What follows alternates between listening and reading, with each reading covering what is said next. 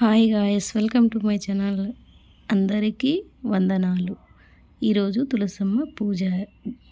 ఇంట్లో తులసమ్మ పూజ చేస్తే చాలా మంచి జరుగుతుంది.